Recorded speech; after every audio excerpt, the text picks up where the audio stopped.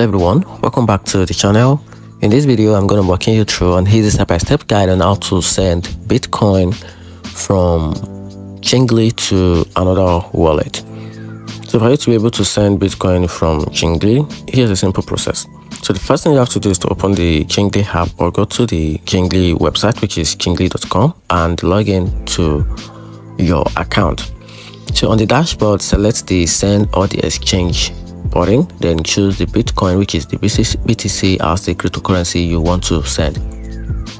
Then after that, you have to enter the recipient Bitcoin wallet address carefully and double check it for accuracy.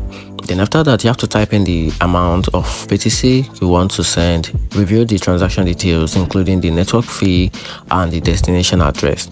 So once I'm done with that, tap the confirm button or send to complete the transfer. Then after that, you have to wait for the blockchain confirmation. Then you will see the transaction status update once it's been processed. And that's it. Hope you find the video helpful. Turn on the notification button and subscribe for more review.